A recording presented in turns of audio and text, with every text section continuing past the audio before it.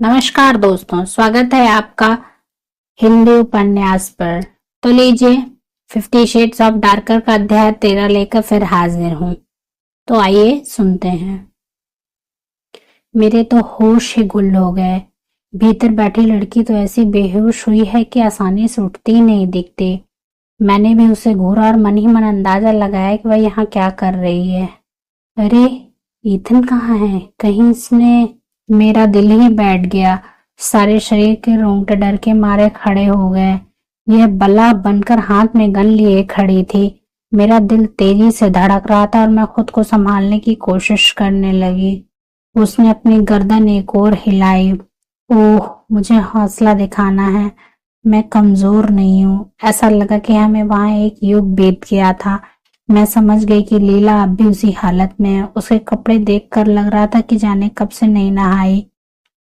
बालों की हालत बदतर है, आंखें जाने कहाँ खोई हैं। मैंने बमुश्किल कहा, तुम लीला हो ना? वह मुस्कुराई, पर यह मुस्कान नहीं थी। उसने अपना होंठ तिरछा किया था। वह धीरे से कुछ बोली, पर मैं समझ नहीं सकी। मैंने पूछा, यहाँ ईथन था, वो कहाँ है? ये सोचकर ही जान निकल रही थी कि लीला ने उसे कोई नुकसान न पहुंचा दिया हो। अचानक उसका चेहरा ऐसे बुझ गया मानो अभी रो देगी। वह बहुत बिखरी हुई लगी। मैं अकेली हूँ, बिल्कुल अकेली।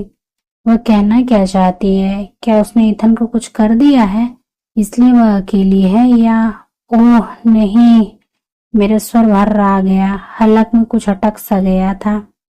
तुम यहाँ क्या कर रही हो? क्या मैं तुम्हारी कोई मदद कर सकती हूँ?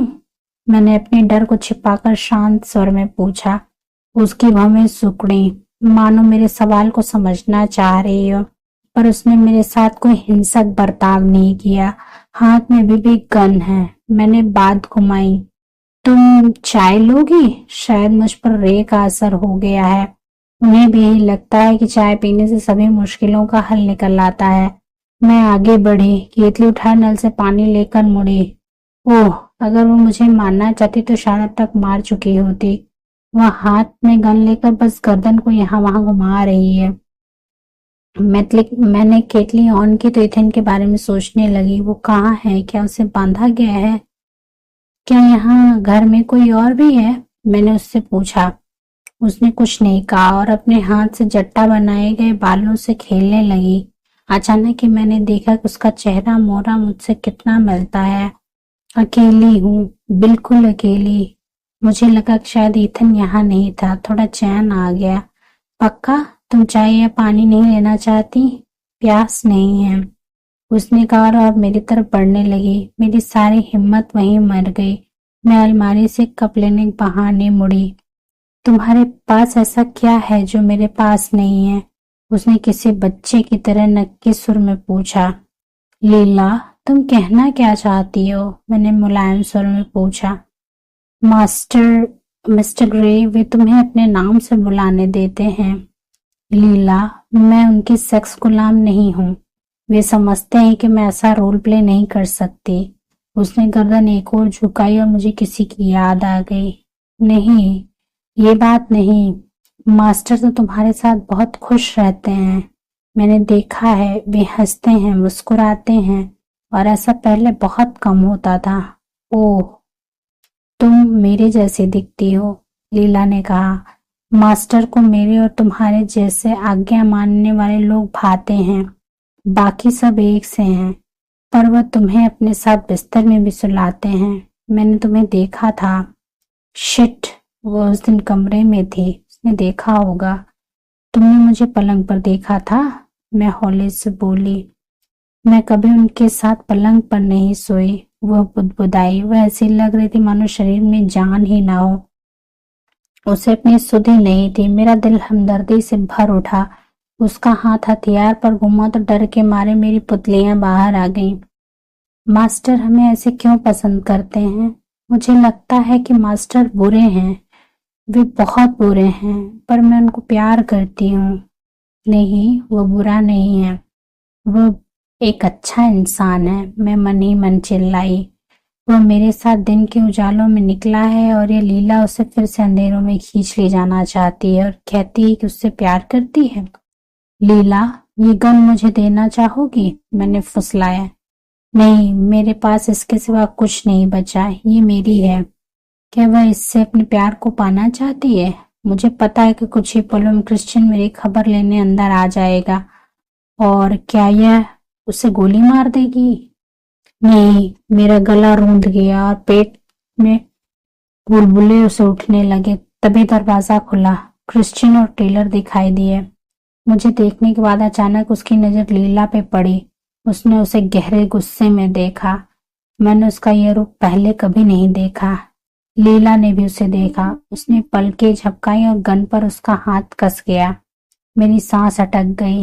हे भगवान, यहाँ क्या होने वाला है? क्रिश्चियन ने हाथ के इशारे से टेलर को कहा कि वह जहां है वहीं रहे। टेलर का रंग भी पीला पड़ गया। मैंने उसे ऐसे कभी नहीं देखा। वो चुपचाप खड़ा रहा। क्रिश्चियन और लीला एक दूसरे को देख रहे हैं। अचानक उनके बीच का वह दृश्य कुछ इस तरह बदला कि मैं अपने आप को दोषी मानने लगी। ऐसा लगा कि उनके बीच कुछ अंतरंग घटने वाला और मैं कबाब में हड्डी बनी खड़ी हूँ। पता नहीं उनकी आंखों में हमदर्दी झलक रही या प्यार। जीसस, यह प्यार ना हो। क्रिश्चियन की नजरें एकदम से बदली। वह पहले से कहीं लंबा, कठोर, ठंडे और खोए हुए बर्ताव वाला दिखने लगा। ओह, मैंने उसे उसके प्ले रूम में ऐसे ही रूप में देखा है। ये तो डोमिनेंट क्रिश्चियन है। वह कितनी आसानी से इस रूप में ढल गया। पता नहीं यह रूप जन्मजात है या उसने बाद में सीखा, पर अब मैं लीला को देख रही हूँ। उसके गालों की लाली देखकर मुझे बड़ा अजीब लग रहा है। अचानक क्रिश्चियन ने उससे कुछ कहा जो मुझे सुनाई तो नहीं दिया, पर लीला पर तुरंत असर दिखा। वो फर्श पर घुटनों के बल झुक गई और गन लुढ़क गई। क्रिश्चियन बड़े आराम से आगे गया और गन को उठाकर हिकारत भरी नजरों से देखने के बाद जेब के हवाले कर दिया। उसने एक बार फिर लीला को देखा। एनेस्टेशिया, तुम टेलर के साथ जाओ, उसने हुक्म दिया। सुनते ही टेलर अंदर आ गया। ईथन, मैंने हौले से कहा, नीचे है। वह बोला, पर उसकी आंखें लीला पर ही टिकी हैं। जीजस, अब समझ में आया कि ईथन सुरक्षित है। मेरे दिल में सुकून की लहर दौड़ गई, पर अगले ही पल लगा कि मैं कहीं बेसुध ना हो जाऊं। एनास्टेशिया, क्रिश्चियन ने ठंडे स्वर में कहा। मैं वहां से हिल भी नहीं पा रही। उन दोनों पर निगाहें टिकी हैं। एनास्टेशिया, कभी तो जिंदगी में ऐसा मौका होगा जब तुम किसी की बात मान लोगी। मुझसे नाराज है? पर क्यों? मैंने क्या किया? ऐसा लग रहा है कि उसने मेरे मुंह पर तमाचा जड़ा हो। टेलर, इस स्टील को नीचे ले जाओ। क्यों? मैंने धीरे से कहा। जाओ, अपार्टमेंट में जाओ। मुझे लीला के साथ कुछ देर अकेले रहना है। मुझे लगा कि वो मुझे कोई संदेश देना चाहता जिससे मैं समझ नहीं पा रही। मैंने लीला को देखा। उसके चेहरे पर मुस्कान खेल गई। ओह, ये तो आज भी उसकी सेक्स गुलाम है। Mrs steel. एना। टेलर ने मेरा हाथ थामा और मैं बुरी तरह से बिखर गई। मेरी सारी असुरक्षा और भय एक बार फिर से सामने आ गए थे। मालिक और सेक्स गुलाम फिर से साथ थे। टेलर, क्रिश्चियन ने दोबारा कहा। टेलर मुझे बाहों में घेर कर बाहर ले गया। आखिरी दृश्य यह दिखा कि क्रिश्चियन लीला के सिर पर हाथ फिराते उसे प्यार से कुछ कह रहा था। नहीं, जब टेलर मुझे नीचे ले जा रहा था तो मैं यही सोचने लगी कि पिछले 10 दिनों में क्या से क्या हो गया। क्या ज्यादा समय लगा था या इससे कम समय लगा था?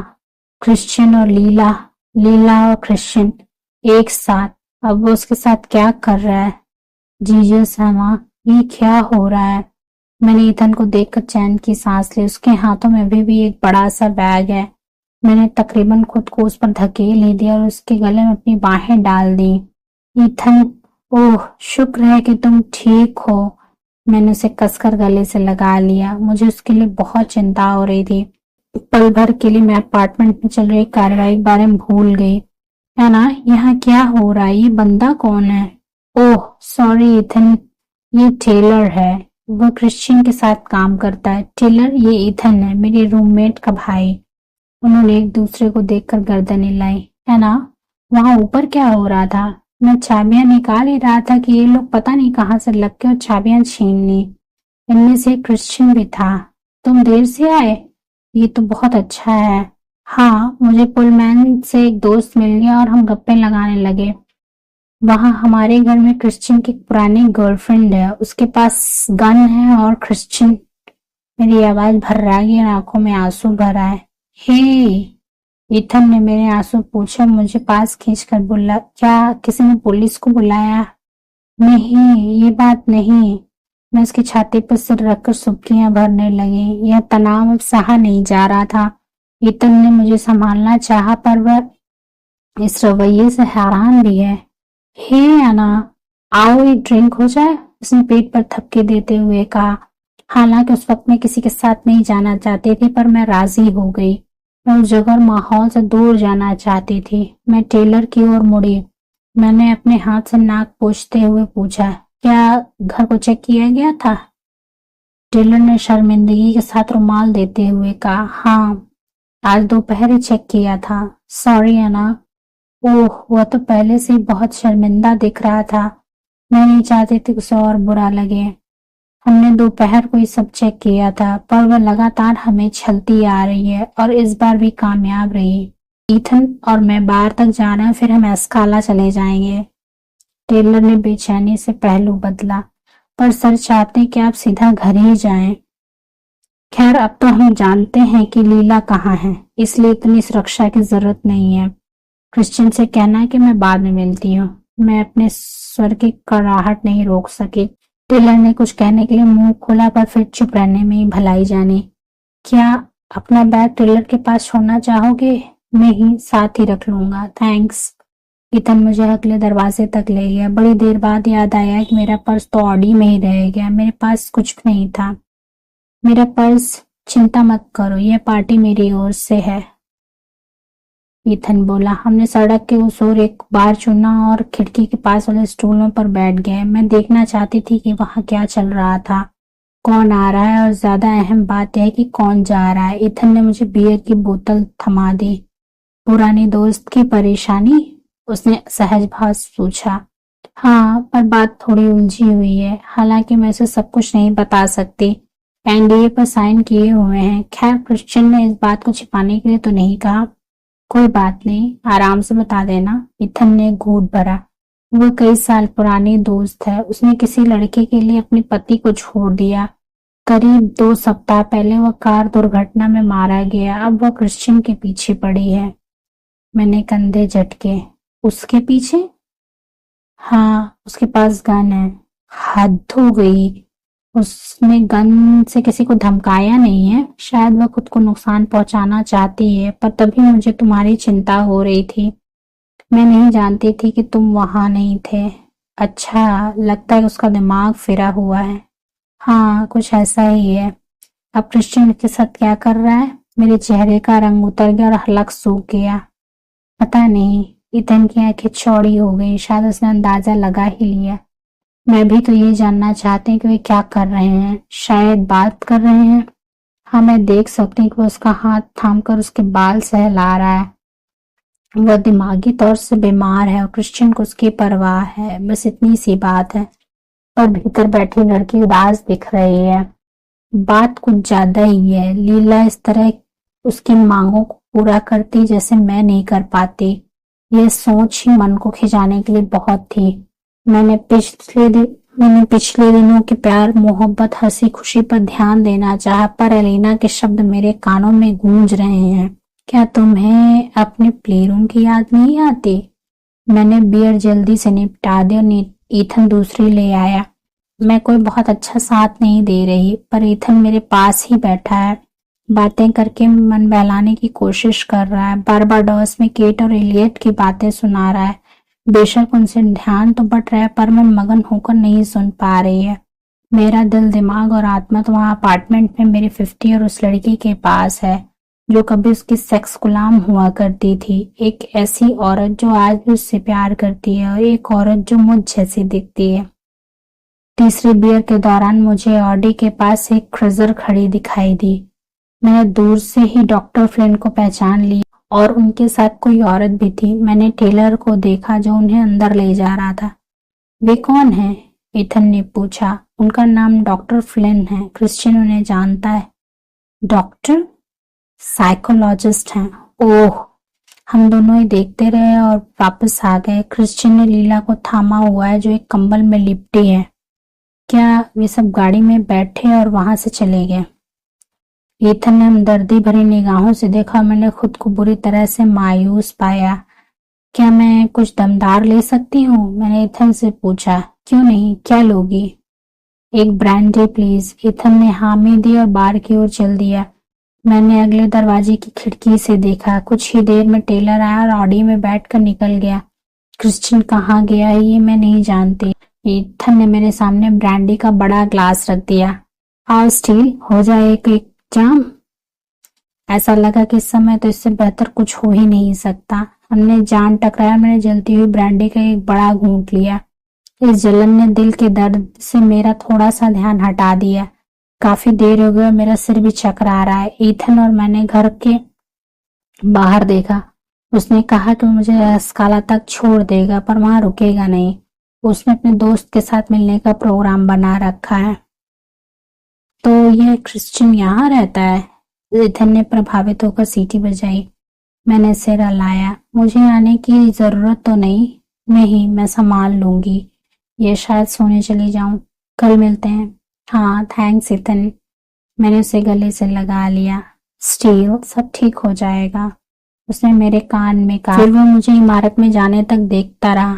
फिर मिलते हैं, वह बोला। मैंने उसे एक मरियल से मुस्कान देकर हाथ हिलाया, फिर लिफ्ट बुलाने के लिए बटन दबा दिया। वहां मुझे टेलर इंतजार करता नहीं दिखा। हैरानी की बात है, जैसे ही दरवाजा खुलकर बड़े कमरे की ओर बढ़ी तो क्रिश्चियन को पियानो के पास किसी से फोन पर बात करते सुना। वो आ गई, वह बोला। उसने मुझे घूरा और फोन बंद कर दिया। तुम गई कहाँ थी, वो वहीं से चिल्लाया। वो मुझसे नाराज है। भगवान जाने वह कितनी देर अपनी एक्स के साथ बिताकर मुझसे नाराज है। क्या तुम शराब पी रही थी, उसने पूछा। हाँ थोड़ी पी है। उसने बालों में हाथ फिराया। मैंने तुम्हें यहाँ आने को कहा था ना। इस समय 10:15 हो रहे हैं और मुझे तुम्हारी चिंता हो रही थी। जब तुम अपनी एक्स के साथ थे तो मैं ईथन के साथ एक ड्रिंक लेने चली गई थी। मुझे नहीं पता था कि तुम उसके साथ कितना समय बिताने वाले हो, मैंने गुस्से में कहा। उसने आंखें सिकोड़ी और मेरी तरफ कुछ कदम बढ़ाया, फिर वहीं थम गया। तुम ऐसे बात क्यों कर रही हो, मैंने कंधे झटकर अपनी उंगलियों को घोरने लगी। है ना, क्या हुआ। और पहली बार मैंने उसके मुंह से एक नया ही स्वर सुना था। क्या ये डर था, मैंने थूक निकला और पूछा। लीला कहाँ है। वो फॉरमोंट के एक मनोरोग हॉस्पिटल में है, उसने कहा। है ना, तुम्हें हुआ क्या है, मैंने अपनी गर्दन हिलाई। मैं तुम्हारे लायक नहीं हूँ। क्या, तुम ऐसा क्यों सोचती हो, तुम ऐसा सोच भी कैसे सकती हो। मैं तुम्हारी हर मांग पूरी नहीं कर सकती। तुमने उसके साथ देखा तो। है ना, ये क्या कह रही हो, तुम जानती हो कि उसे हमारी जरूरत थी। इस समय वो एक बीमार औरत है, पर मुझे लगा कि तुम दोनों साथ। क्या नहीं, वो मेरी ओर आया और मेरा कदम पीछे हट गया। अब उसके चेहरे पर डर के गहरे साए तैर रहे हैं। तुम जा रही हो, उसने हैरानी और डर के साथ पूछा। मैंने अपने बिखरे विचारों को सहेजने की कोशिश की और कुछ नहीं बोली। तुम नहीं जा सकती, वह गिड़गिड़ाने लगा। क्रिश्चियन, ओह मैं क्या कहना चाहती थी, याद ही नहीं आ रहा है। नहीं नहीं, वह बोला। मैं, उसने कमरे के आसपास देखा, शायद कोई प्रेरणा या फिर दिव्य मध्यस्थता चाहता है ना। तुम नहीं जा सकती, मैं तुमसे बहुत प्यार करता हूँ। क्रिश्चियन, मैं भी तुमसे बहुत प्यार करती हूँ, ये तो बस। नहीं नहीं, उसने कहा और अपने दोनों हाथ सिर पर रख लिए। क्रिश्चियन, नहीं, उसने गहरी सांस ली और अचानक एक घुटनों के बल मेरे आगे बैठ गया। उसने अपना सिर झुकाकर दोनों हाथ जांघों पर रख लिए। उसने गहरी सांस ली और बिना हिले डुले बैठा रहा। क्या क्रिश्चियन, ये तुम क्या कर रहे हो, वह लगातार नीचे की ओर देखता रहा। क्रिश्चियन, तुम ये क्या कर रहे हो, वह लगातार नीचे की ओर देखता रहा। क्रिश्चियन, तुम क्या कर रहे हो, मैंने जोर से कहा, पर वो नहीं हिला। क्रिश्चियन, मेरी ओर देखो, मैंने डर कर हुक्म दिया। उसने अपना सिर उठाया तो उसकी नजरें जैसे कुछ कहती दिखी। ओह, क्रिश्चियन गुलाम। इसी के साथ 50 शेड्स ऑफ डार्कर का अध्याय 13 समाप्त होता है। मिलते हैं जल्दी अध्याय 14 के साथ। तब तक के लिए स्वस्थ रहिए, खुश रहिए। धन्यवाद।